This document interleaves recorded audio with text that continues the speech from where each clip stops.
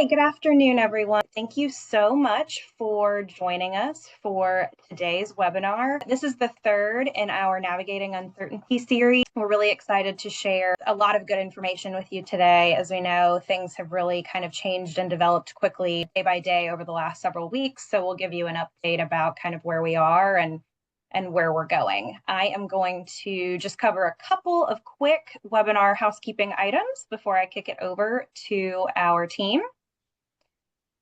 Hopefully everybody feels super comfortable and familiar with webinars on Zoom, but feel free to drop in the chat if you're having any technical issues. We would love for you to submit questions today. So via the chat or the Q&A box, please feel free to submit any questions that you have. We'll probably hold on to those and try to address during our Q&A panel at the end of the presentation. But we would love for there to be engagement and for you to share any questions that you've got with the team.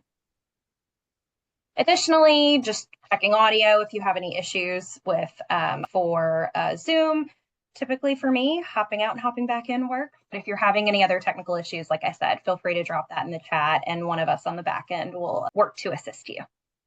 And with that, I am going to hand it over to Stacie Cornwell, our National Nonprofit Leader.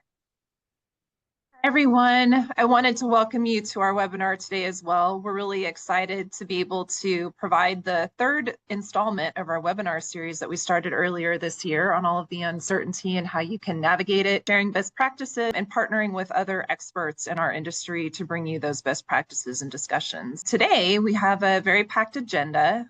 We are going to first of all hear from our experts in a legislative update regarding the big beautiful bill that's out there. To go through economic and market expectations for 2025 and some more immediate actions and planning for future success. So that's sort of the best practice area of the presentation. The first 30 or 40 minutes or so of our presentation today is going to be led by an expert group of panel, and then we'll have a Q&A session at the end, about 15 or 20 minutes. And so we'll go through some moderated Q&A with our guests today. So with that said, I'd like to introduce our presentation and our speakers for today. First of all, I'd like to introduce Chris Clarkson, who's the National Director of Research and Planning with Bernstein. I'll go ahead and read through a little bit about Chris here. Chris has been at Bernstein for 30 years. He is the Senior Vice President and National Director of Planning for Bernstein's Foundation and Institutional Advisory business. He works with nonprofits and donors nationwide to assure their finances are best positioned to fulfill the philanthropic mission. He is also a frequent lecturer to groups of tax and legal professionals and charitable organizations throughout the Western United States. And he's also given educational seminars for the Southern California Council of Charitable Gift Planners, Western Regional Plan Giving Conference, Advisors in Philanthropy, Hawaii Tax Institute, USC Tax Institute, and the Greater Washington Society of CPAs Nonprofit Symposium. That is definitely an impressive list, Chris. Welcome to you. Really excited to hear from you today and from Bernstein. Next up, I want to introduce Clare Golla. Clare Golla at Bernstein is the National Managing Director of Philanthropic Services. Clare and her team drive business strategy, thought leadership, and implementation of investment and related value-added services for tax-exempt institutions and philanthropists. She is a frequent public speaker and writer dedicated to nonprofit and philanthropic financial health and best practices. She has served in multiple leadership roles across the firm. Clare joined Bernstein in 2010 as a financial advisor, and she was promoted to principal in 2016, managing director in 2018, Senior Vice President in 2019, and then her current role, National Managing Director in 2021. Prior to joining Bernstein, Clare led the institutional practice for a leading community development financial institution, earned her BA from Harvard University, her MA from the University of Chicago, and she is both a certified financial planner and a chartered advisor in philanthropy. Clare has served on the executive and finance committees of numerous nonprofit and foundation boards, and most recently with Albert Pick Jr. Fund. After 30 winters in Chicago, Clare and her husband relocated and are enjoying their empty nesting phase of life in Jupiter, Florida. So excited to have Clare today here as well to share insights from Bernstein and best practices with you. Next up, we have Kate Hultin with Armanino. She's a director in our nonprofit consulting group. She leads our nonprofit consulting practice. Kate specializes in helping clients navigate strategic transformations from fiscal sponsorship to becoming multi-million-dollar impact organizations. She's passionate about creating sustainable business practices that allow organizations to focus more time on executing their mission. Excited to hear from Kate as well. She'll definitely have some insights on the fundraising and the impact to organizations today in the current environment. Then last up, we have Matt Petrosky from Armanino, who's a nonprofit tax partner. He has over 20 years helping nonprofits with all of their tax compliance and consulting needs. After spending 17 years with Big Four, Matt joined Armanino just in time for the pandemic and all of the CARES Act legislation that soon followed. He continues to focus on legislation that impacts the sector. He is definitely an expert in all things nonprofit legislation. I have to say that he's a force to be reckoned with in that area. So I'm excited to hear his update today. And with that, Matt, I'm actually going to turn it over to you to start us off with the regulatory update. Great, thanks, Stacie. So I think I have about 5 minutes to talk about 1,100 pages of legislation that passed. So obviously, there's a lot in this bill, as you indicated. The one big beautiful bill. We knew this was coming. I think from a timeline perspective. This is really when the Tax Cuts and Jobs Act was passed in 2017, we knew the sunsetting would happen and 2025 would be a year regardless of who was in office. There would be a tax bill. Obviously, we have Republican control of the House, the Senate, and the White House in the executive branch. So we'll see that a lot of the legislation kind of moves in that direction.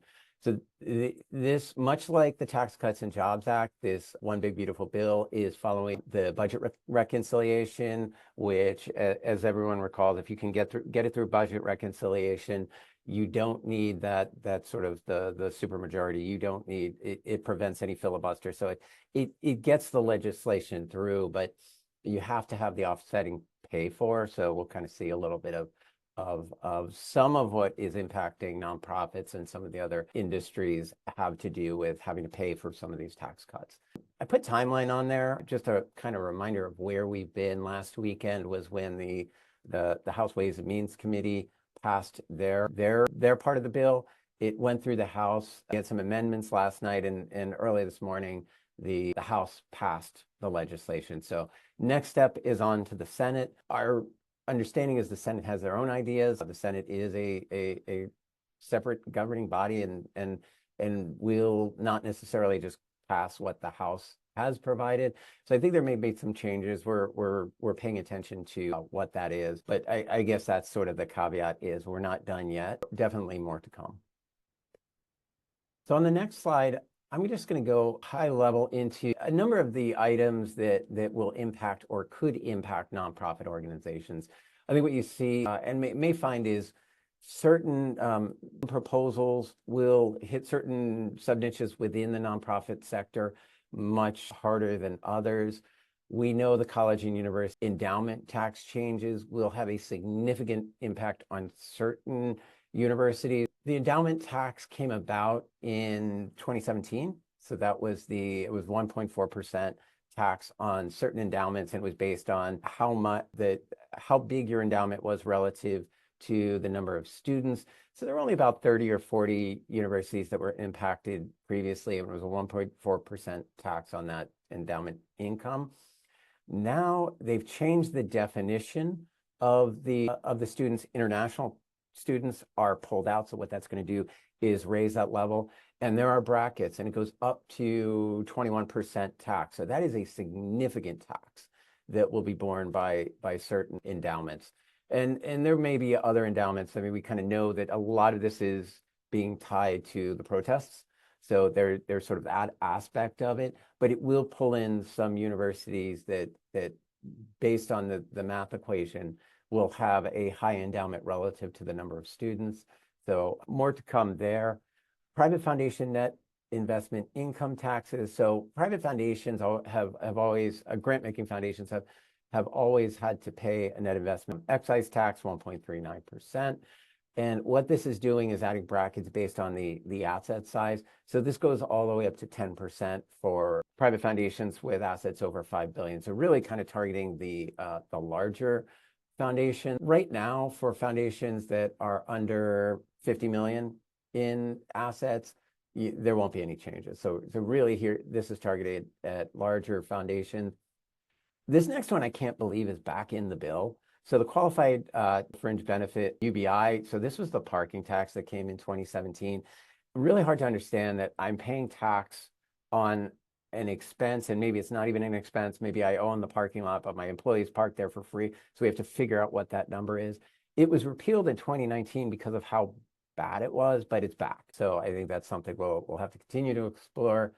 There was an update on the definition of covered employee for the compensation excise tax. So this was the $1 million excise tax in 2017. The initial bill from the Ways and Means Committee expanded it to potentially pull in any employee of any related organization. So think corporate foundations. It could have pulled in anyone at, let's say it's a major tech firm that has a lot of people making over $1 million, regardless of whether they worked for the corporate foundation. It could have pulled that in as well. So that was removed, as was the reference to governmental entities. So initially I was thinking the public university football coaches would get pulled in, not necessarily based on what has been passed. So I think paying attention to that. One UBI research exclusion limited to publicly available research. So for organizations that have research and have research income and have excluded that from the unrelated business income, the information now has to be publicly available. The next two items have to do with corporate giving. So there is a 1% floor on contributions from corporations. So think about it, if they make a $10,000 contribution, they would only be able to deduct the $9,000, so the excess of that 1%. So that's something, not necessarily sure how that will impact corporate giving, but definitely something that could. On the positive side, similar to the CARES Act, there's a charitable contribution deduction for non-itemizers, small amount, but it could help, about $150 per individuals and $300 for joint filers. So again, something that could help non-itemizers and could help charitable organizations that are looking for support from a broad base.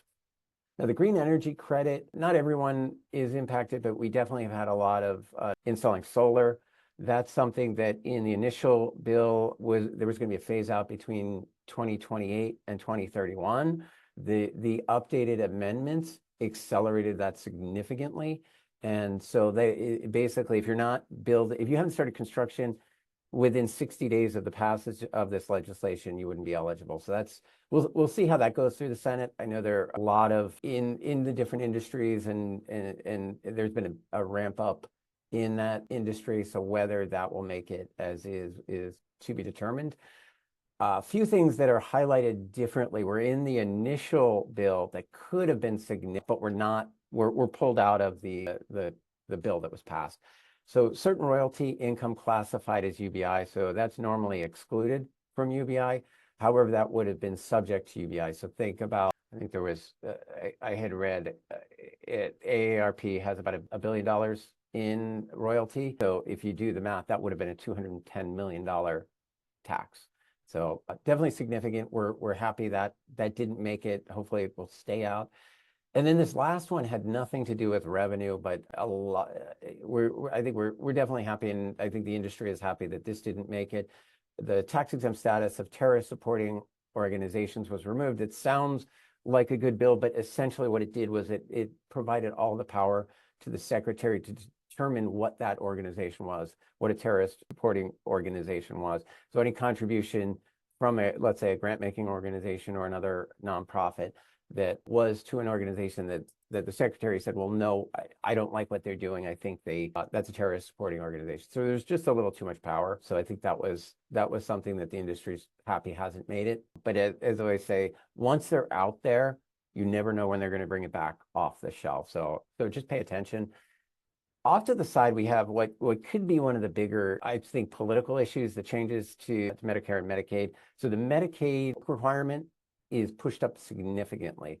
So what that does is anything I'm reading is that there could be 7 to 10 million people who will be removed from Medicaid due to these changes. Could impact a lot of healthcare organizations that receive Medicaid, whether it's children's hospitals, whether it's living facilities, or otherwise, and in certain communities. But that's in there because that's one of the big pay-fors. So this is an expensive bill. and you have to find the money elsewhere. So one of the bigger changes is going to be that savings on the Medicaid. So that's something to think about whether that comes back. But I'd say we're still, obviously now we're at the point where we're waiting on the Senate. The Senate will begin, and we likely will have updates after that. So I think those are really the key points I wanted to kind of get through. And at this point, I'll pass it over to Chris and Claire.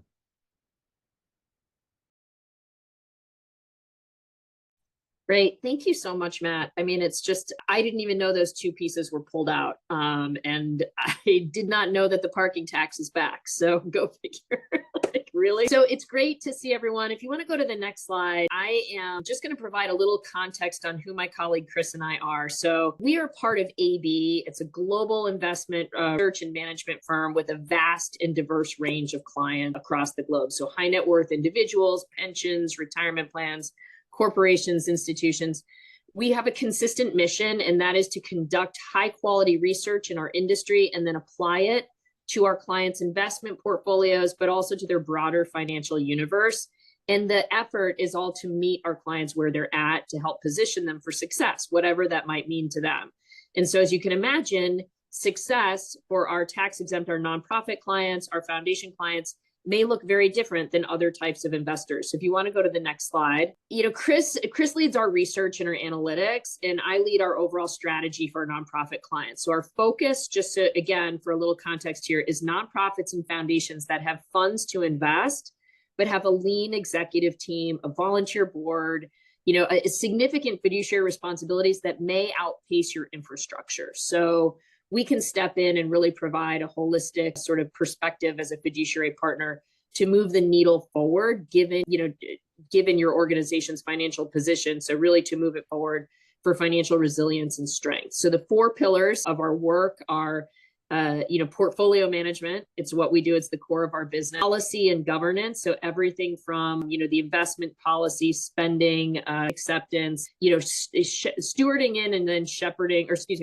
in and then stewarding those assets over time. We endeavor to be an extension of your finance team, really the operations. And then of course, donor and development strategies. Again, we are we're housed within a firm that works with thousands and thousands of high net worth and ultra high net worth donors.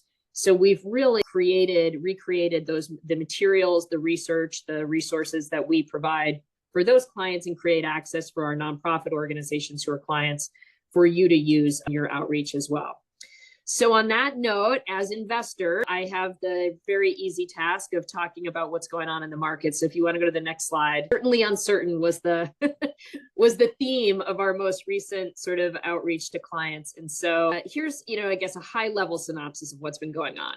And I'll note this is a review of the first quarter, right? But the first, in terms of market volatility, with the surprisingly severe tariff announcements and then fears regarding sort of a shakeup of the world order, this was the catalyst of the major sell-off at the early part of April. And then we did see, with some of the tariff negotiations, a bit of relief, but now with one big beautiful bill being passed by the House, just this morning, we're anticipated to add another $3.8 trillion to the already $36 trillion of debt on our country's balance sheet. So that's creating sort of this week's flavor of fear and uncertainty and, sort of volatility in the market. So we saw another real big downturn yesterday. That's also on the heels of Moody's already having just downgraded U.S. debt, our credit rating, I should say, due to concerns on this, already sort of mounting pile of debt across our balance sheet. So definitely uncertainty out there, even with this subsequent rebound that we saw after the initial tariff announcements. Our expectation is that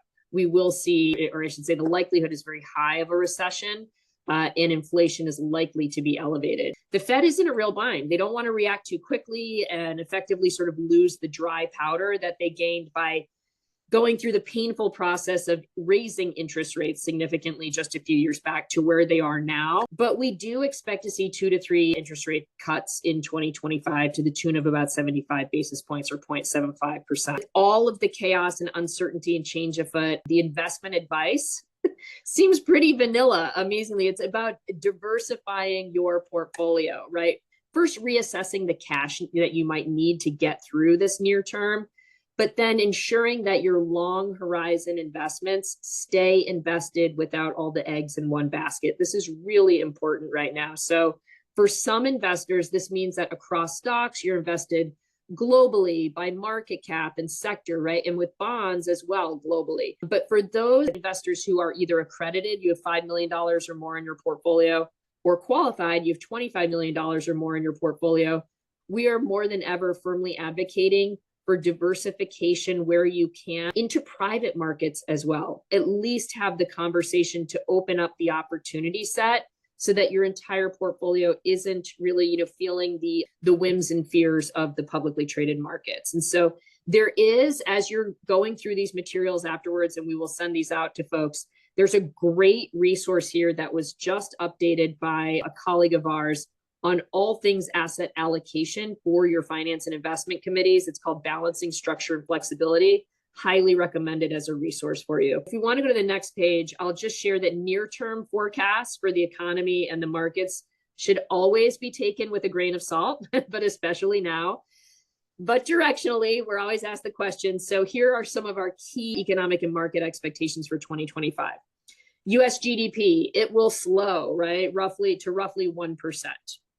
Therefore, we actually expect, I just mentioned this, monetary policy to ease a bit. We think it's about 3 cuts at about 75 basis points. We also expect 12-month inflation to be higher, maybe not as high as on this page. This is from April 10th.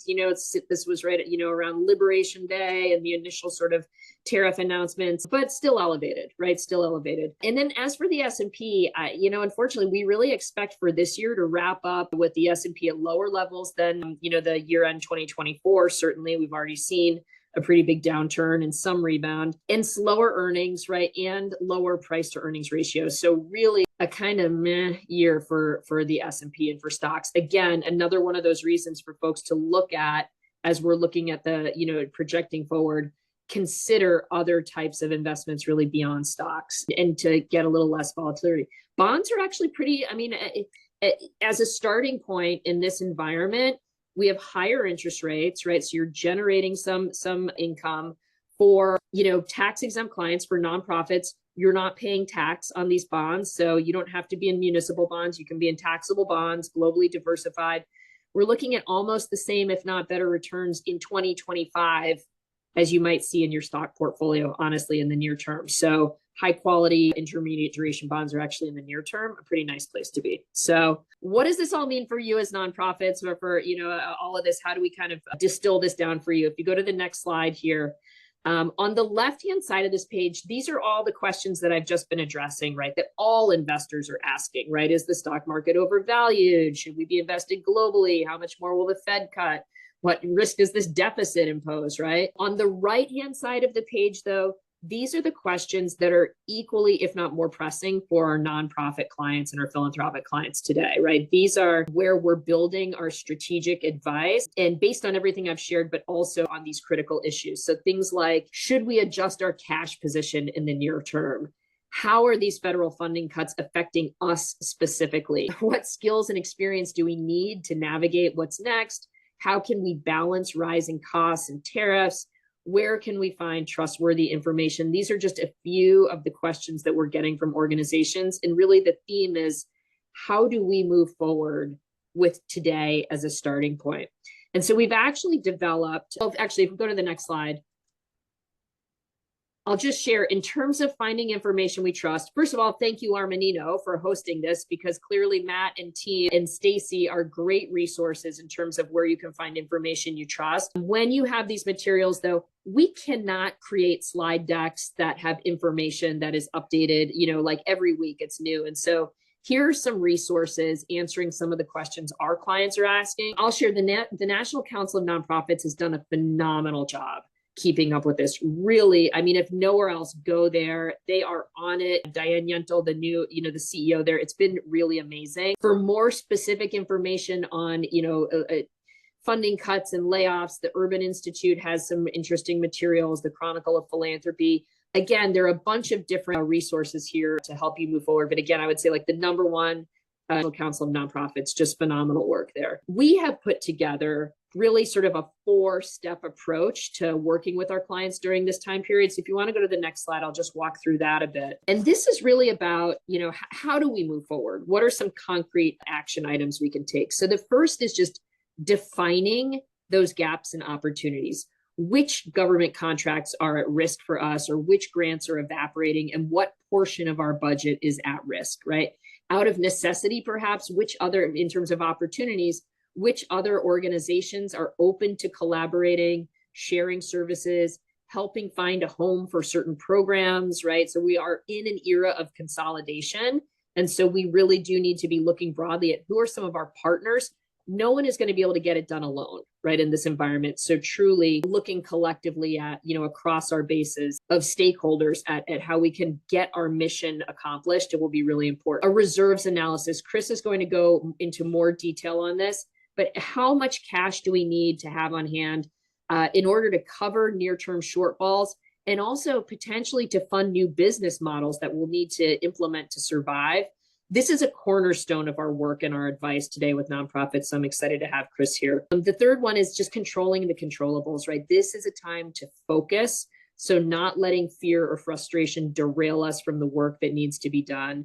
And along with this, do we have the needed skill sets and experience to execute on the above? If not, how do we access these other skill sets through our board or donors or other contacts? I will say, like, a year ago, many organizations did not think they maybe needed to have mergers and acquisitions experience on their board.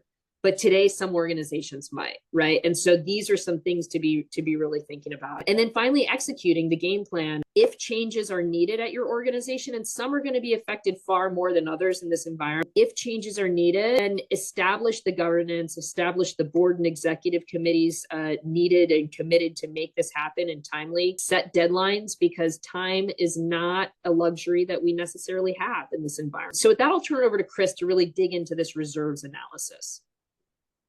Yeah, thank you, Claire. Hello, everybody. Well, first, this is not a new question. Our clients have been asking us for a long time. What is the right size? How much should we keep in a rainy day fund of short-term operating reserves? The question has become very timely, given disruption in government funding, the uncertainty.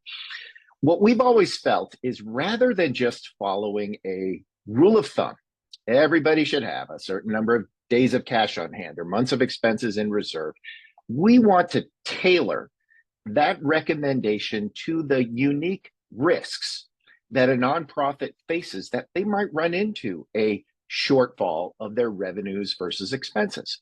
So this really describes our approach to that. We have a framework, a proprietary tool where we gather up information to really try to understand the lay of the land when it comes to risks in 4 areas.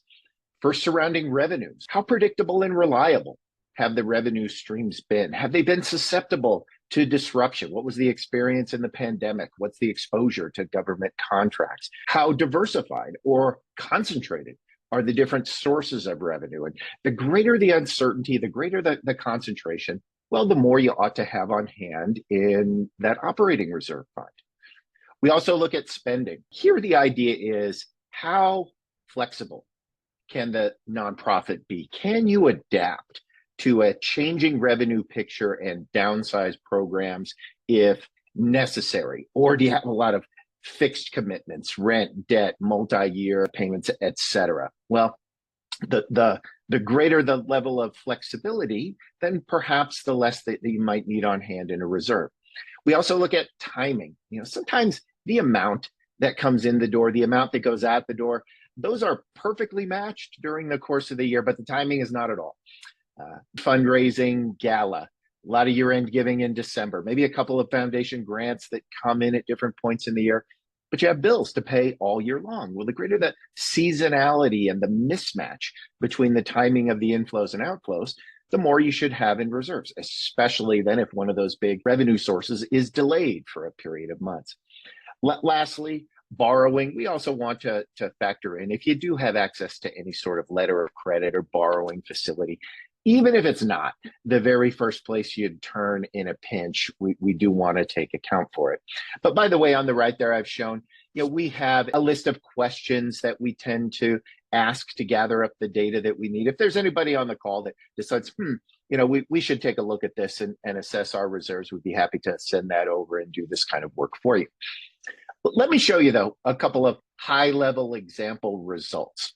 On the next slide, we looked at 3 organizations, a low risk, medium risk, and high risk, we've termed them. But let me give you a couple of details. On the left, the low risk organization was a professional college. It was very well renowned in its particular field, had a steady and growing enrollment, had accumulated a fair amount of cash in its reserve pools. And there started to be a little bit of a difference of opinion on the board. Some of the board members and management wanted to deploy some of those funds for scholarships and some other programs. Some of the board wanted to be a little more cautious and continue to accumulate it. So they needed some help in assessing what is the right amount to keep. And so we ran the analysis for them and really found a couple of things that, look, they had pretty sizable unrestricted reserves, tended to run at a surplus. Their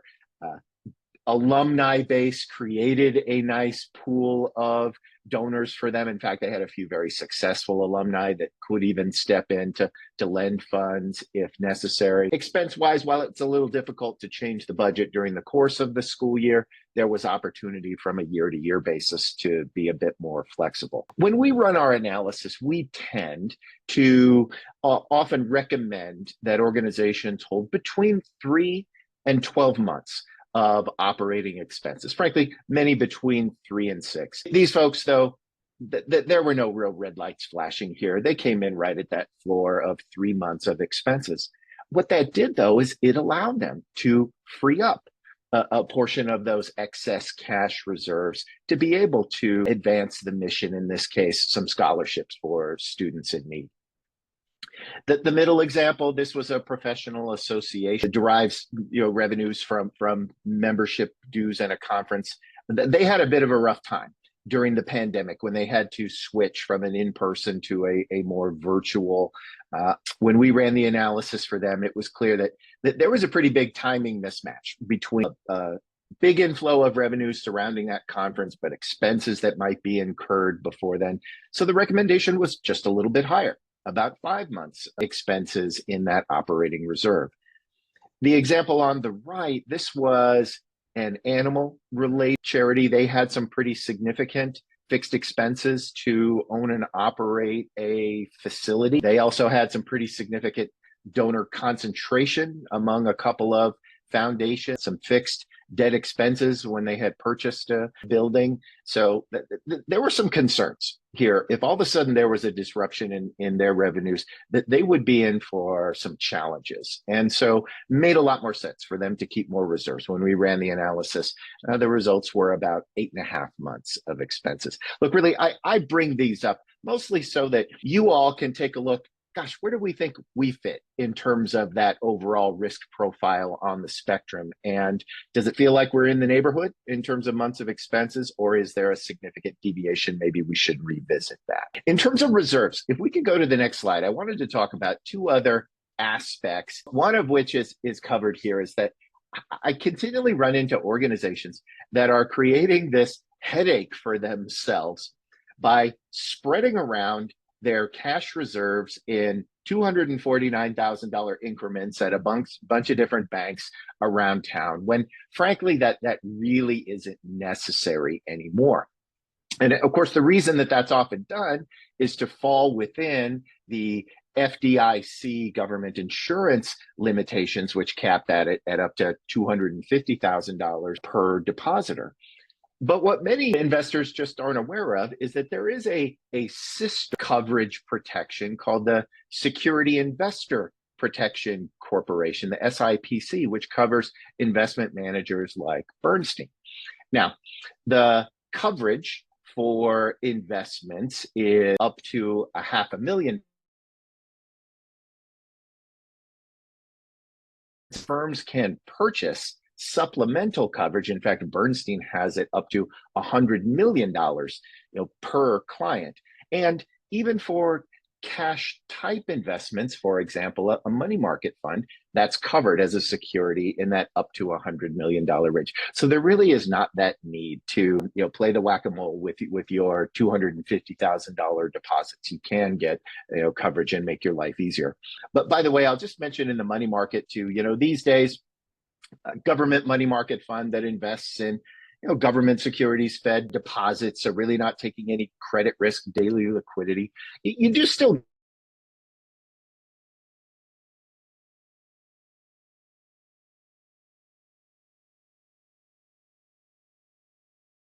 have balance accounts at banks, and they're making half of that or even sometimes less. So one thing to just check on is make sure you're getting a competitive yield in today's environment from your cash balances. If we could go to the next slide, as we think about gaps, maybe we talk about a couple of other ways to fill in some of those gaps in revenue. And I wanted to talk about a couple of trends in philanthropy that might impact the way you are fundraising to donors. The data shows that the overall giving has plateaued a little bit. It's risen, except if you look at it on an inflation adjusted basis, it's actually below where it was a couple of years ago. What the data often show, though, is that there are fewer donors making larger gifts. So it's really the top of your donor pyramid that is becoming more and more and more important in your fundraising efforts.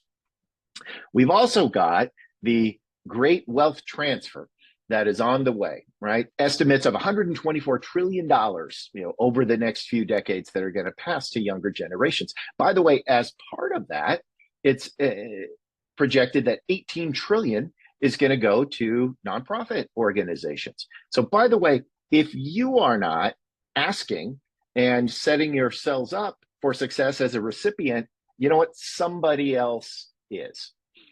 And so as you're talking to those higher net worth individuals, it's important to understand that, look, that their balance sheets look a little different than everybody else. And in fact, that they're often asset rich, but cash poor.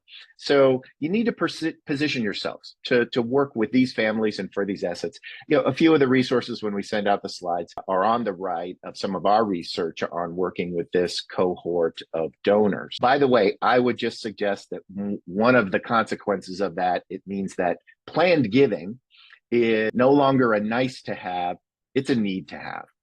And if we could go to the next slide, a couple of data points on why is that. If you look across the top, you know that 8% of Americans actually have a charity named in their will to some of their assets upon their passing. But there's a huge gap between the number, about a third say they would do it if they were just asked. So be the ones to ask. By the way, some folks think, well, won't that cannibalize some of our current giving? And the data seems to show just the opposite. The people get more engaged. By the way, the average planned gift, 200 times the size of their typical annual gift. Likewise, it's just never too early. On the bottom row there, most donors first create their will in their mid 40s. And you know what? More than 2/3 of them are going to change their wills at some point. But a very, very small percentage, if they name a charity in their will actually change who some of those proceeds are going to in a bequest. So look, again, never too early to start those conversations.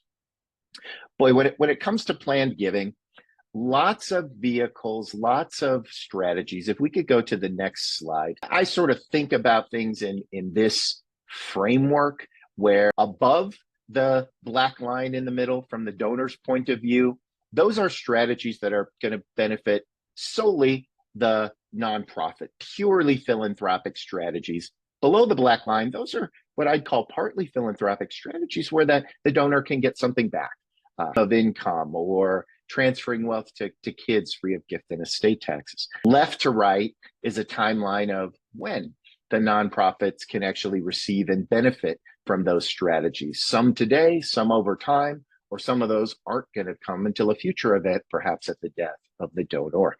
But maybe I'll just say this, if there were a few areas where I would attention, low-hanging fruit, It would be making sure that you're asking for and accepting gifts of appreciated stock instead of just cash, using qualified charitable distributions from IRAs, making it easy to donate from donor advised funds, and asking about bequests as well. In the interest of time, why don't we skip forward 2 slides past the giving of appreciated stock to the next slide and just talk about a couple of areas that I really want you to not overlook in your fundraising efforts. So one of those, donor advised funds. Sometimes there's a bit of a sense historically that somehow donor advised funds can be competition for charitable contributions that could have otherwise come to us. I think that's the wrong way to think of it. And frankly, the data shows that. These are not storehouses that just accumulate funds. The actual distribution rate, each year, well, in 2023, it was about a quarter of the funds in donor advised funds were distributed out to public nonprofits. But by the way, this money in the mindset of the donor has already been earmarked for charitable giving, right? So all of a sudden, when they're tightening the belt a bit and they're thinking, I don't know that I can give as much as I've given in the past. Well, you know what? They've already parted with those funds in the donor advised funds. It's a little easier to make an ask for those kinds of funds. So just a couple of pointers is, make it easy. Explore maybe having a button on your website that there are providers that can facilitate those. Also, just tear down any of the hurdles that make it harder for donor advised funds to make donations. For example, a lot of fundraisers allow a donor to sponsor, buy a table, and it all comes with a package of tickets that they're going to receive. Well, you know what? The donor advised fund can't get any benefit back to the donor. So you need to sometimes disaggregate that. So things like that. Middle, crypto, it's up, it's down, it's up, it's down. When it's up, maybe the time to make sure that you have the infrastructure or a partner that can facilitate that donation. And then on the far right, don't forget, an awful lot of these types of families have what we call passion assets. That's art, collectibles, wine, cars, memorabilia, jewelry, etc. And a lot of times, the children just don't have the same passion for those assets that parents do. And maybe that could be a target for leaving a bequest or even go ahead and doing charitable giving now. So with that, Claire, let me pass it back to you to finish us up. What else should nonprofits be thinking about? Oh, and Claire, you're on mute. Okay. Yeah, thanks, Chris. Yeah, if you want to just go to the next slide, I think, what we're seeing today, the overarching theme is, donors and funders, which make up about half of our universe of clients, have been consistently asking us, how can we do more in this environment, right? What are some strategies for us to deploy more than maybe we have in the past? And so what we're seeing is a huge increase in interest of, number one, sort of collaborative giving models. So foundations asking, what are other foundations like us doing? Are there opportunities for us to collectively give, right, to a pooled fund that distributes out around a specific issue area, around a geography? So that might be through a community foundation, you name it. We've seen a lot of activity there. Recoverable grants is another one, especially with the entrepreneurs we're working with. They are reticent to just, they have this pool of capital and they said, what, just give it away. I had all these, tools at my disposal as I was building my company. I had debt and equity and, co-investing and all these different things. Well, recoverable grants are really interesting because it's a way for a donor through their donor advised fund or their foundation to actually make a non-binding, grant to an organization it's a non-binding agreement. The agreement is that the organization will pay them back over that principal over some agreed upon time. If they pay them back, great. If they didn't, they were already going to make a grant anyway. But if they are able to, based on some of the points of the agreement, deliver funds back to the grantor, then that's capital they can recycle, right, to other philanthropic efforts. So that's a big deal. We're seeing a lot more interest in sort of, how can I recycle some of my philanthropic capital? How can I help an organization bridge a gap when they need dollars now until they get to their new normal when they can start to pay us back? Giving circles are on the rise. So individual donors that we work with, I think there are now about 1,200 maybe giving circles across the country. you can just search, I think it's givingcircles.org maybe, where you can search by issue area, by geography, literally type in a zip code and find different giving circles. These are a great way for donors to come together, learn about philanthropy, learn about different issue areas, have folks, experts come in and actually provide education on certain topics. And so you're pooling your capital with others and then you make a grant from that. Very similar, I think, to the collaborative giving models above, but it's even, I would say, at a more sort of individual donor level. It's also a great opportunity for organizations like yourselves, those nonprofits out here that are listening, to actually get in front of a group of donors if possible. And then finally, relational capital. There are so many individuals, resources that many of the donors or the board members or the professional partners of organizations they know that maybe organizations haven't accessed. And so more and more donors are asking, what else can I do? What other, can I, use my skills in some way? Can I leverage some of my connections for organizations? So again, I think people are very open to, or more and more open to, making other connections for organizations as well. So I will wrap it up there. If we just go to the next slide, I'll just share, we publish on all of this information frequently. As you can see, we also do a lot of other webinars. So you'll get these materials, you'll have access to all sorts of different types of strategies, timely topics, both for donors as well as for nonprofit organizations from a policy and a governance perspective as well. So I think what I'll do is I will turn it over to Stacie. All right. Thanks, Claire. So much information there, so much that we could spend, a whole entire day talking through these topics, and completely timely and relevant for any kind of nonprofit organization out there. I want to, as we get into our panel discussion here, I want to maybe double click on a couple of the concepts and the conversation that you had around the funding piece, and what organizations can be laser focused on right now to help them. So Claire, I wanted to start off with you. So just how can nonprofit leaders make a compelling case to funders when so many funders are tightening their belts and there's just increased competition? Yeah, it's a great question. I think that many funders have been asking us about, like, bridge to where. We keep hearing bridge the gap, bridge to where, but bridge to what, right? If funds are going away, what is the plan that the organization has to actually, right, like, structure their business differently or do something different for the future? So I would say that now more than ever, it is important to do, number one, to actually do some version of a reserves analysis, like run the numbers to see what that amount is, right, that we actually need to cover our shortfall today, or to cover, right, our business planning to get to the next level, and really have honest and open conversations, I think, with donors, and starting with the inner circle to get there. So I would say having that plan with the actual defining those gaps and opportunities is where I would start. Yeah, and it makes sense that they just really need to focus on those sort of that framework analysis that you mentioned, and where they need to go, because that could vary significantly organization to organization. Yes, correct. Yeah. So Chris, in your role, I think this is a great question for you. What is a key change that you're seeing in donor behavior right now? You're sort of out there working with clients all the time, and action analysis. So especially from foundations or, large individual donors, is there anything that you're seeing that stands out that you want to talk about? I will say this, Claire touched on this a little bit, but I think that funders have a really strong desire today to meet the moment. And they're asking us, how do we do more? How can I give more? But that there is a little bit of a concern that they have a fiduciary obligation to consider the level of the future support they're going to give too.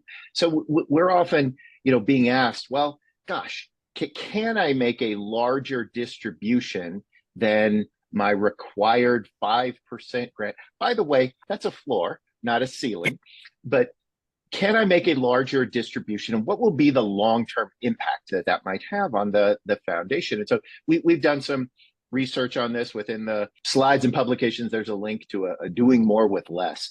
And it was really exciting to see that there are ways that private foundations can make outsized distributions today.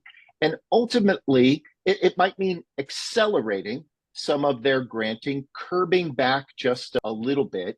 In fact, the IRS even allows, right? If you grant excess above your required distribution, you can track that and use that to offset some of the future distributions.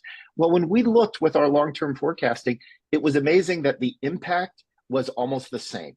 Even if you made that outsized distribution today, that would seem to be threatening the viability of the foundation over the long term. So I guess I'm excited to see that they want to step up. And I would just encourage, if there are foundations who want to make those larger distributions today, please do. There are organizations in need. Yeah. No, that's good to hear. And that actually leads into the next question, because we, nonprofit organizations, of course, want to, capitalize on that. And so I wanted to ask Kate this question. So just in terms of how should organizations decide whether to launch a capital campaign to go out there and get all of these contributions that Chris is talking about, and what the role should be in a feasibility study, and maybe even just kind of talk about like how data and analytics could play into making a successful campaign for an organization. Yeah, so we're seeing a couple different things right now when it comes to capital campaigns. It could be that an organization was already planning a capital campaign prior to some of these changes, and they're saying, oh shoot, wait, is this feasible in its current state? Are we going to get that amount that we're raising? Let's say it's like something like $10 million. Okay, hey, are we going to get to $10 million? Going through the steps of talking to stakeholders, whether that be board member, people internally on the team, donors, people in the community that could be potential donors that haven't donated. Is this something that's going to click with them and that they would be willing to donate to? Having those conversations are super important. Oftentimes we're seeing that happen with a third party so that people can give their unbiased opinions without coming straight to the organization about them. And then saying, okay, hey, based on this feedback, this is how the capital campaign should change. If we should launch it, here's a couple of extra steps that we need to take to get everything settled. Maybe it's creating capacity on the team. Maybe it's, hey, here's a couple of donors that would be really helpful in getting this started as we kind of move through the different phases of the campaign. The other part is just, there's so many different tools out there right now, and mostly embedded into these CRM systems and things like that help you screen your donors and really dig into your donor databases a little bit further. How can you leverage those high capacity donors into getting you there in that campaign? Yeah, I love how the automation and the data analytics and AI is playing a role in all of that, just really strengthening the effort of the campaign and hoping to make campaigns more successful. So we all love that. So we just have a couple of minutes left, and I kind of wanted to ask maybe an open-ended question to all of the panels, because it's going to be June 30th here very, very soon. That's going to come up upon us quickly, and that means that the first half of 2025 is done. So just given all of the advice and the topics that we've talked about today, and Matt, the tax bill, and just all of the changes there, and what's still to come, what piece of advice would you all give to leaders trying to prepare now for what could happen in the second half of 2025? Like, what do you think is most critical and top of mind? Maybe I'll just kind of start on the tax bill. It's don't let that sway you from your mission. If there's an impact and it's critical to your mission, continue. I think some other organizations are taking a step back and saying, well, maybe that's not critical to our mission. We're going to have to sort of shore up that area. But also, if it is something critical to your mission and you're impacted greatly, remember this bill hasn't been passed. Claire made a reference to the National Council on Nonprofits. They're pushing, and there are other organizations like that are pushing. So reach out to organizations, reach out to your senator. There's lobbying organizations that can push. So keep fighting.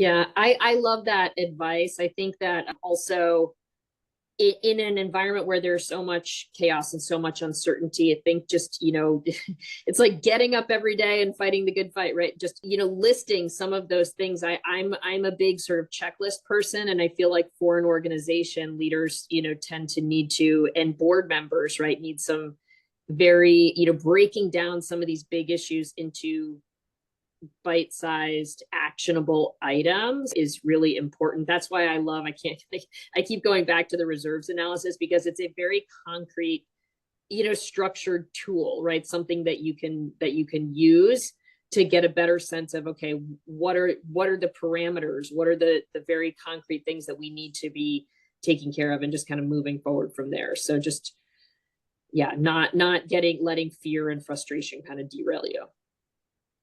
That's important. Great advice. Chris or Kate, any final thoughts on that question? In terms of the reserves analysis, sometimes it shows that, there has been a disruption in revenues. The time horizon of some of the assets may have changed. Maybe we should add a bit to the reserves and be more conservative.